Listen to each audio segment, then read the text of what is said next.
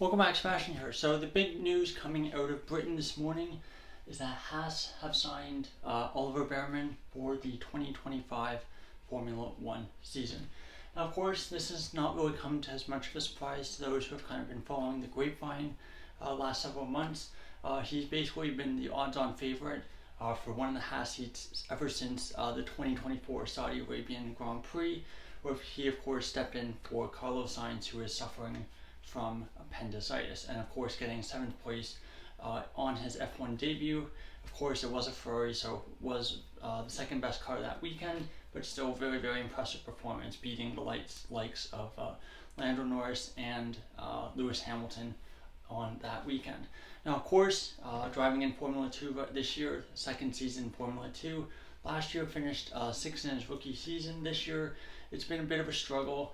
The start of the season has definitely not been what he has wanted it to be, but the fact between himself and his teammate Kimi Antonelli both struggling, it really suggests that it's really been a real letdown on the Prema end, and the Prema has really struggled to adjust to these new Formula 2 cars. Also, a lot of bad luck involved. Of course, lost all the points from the Saudi Arabia weekend because it was an F1. Had the weekend where his car basically stalled out in his pit stop after starting on pole as well.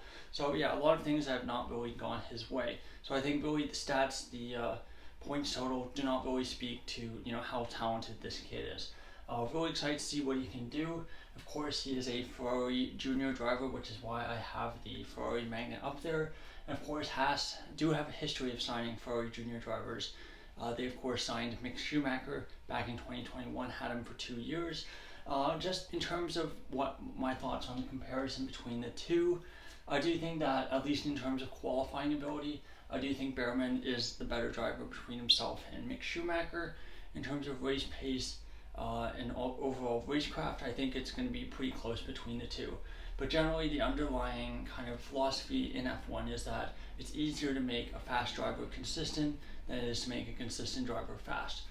So in that respect, I think many would say that his ceiling for what he could potentially do in Formula One is probably a bit higher than for young Mick Schumacher. Anyway, pretty excited to see what he can do, and excited to see what he can do in F1 next year, as well as in the second half of the Formula 2 season. Of course, this means that Haas now only have one seat available. In theory, Kevin Magnussen could still take that seat, but there have been a variety of names linked to that seat, so it'll be interesting to see who gets that one remaining seat. Anyway, thank you so much for watching. Goodbye.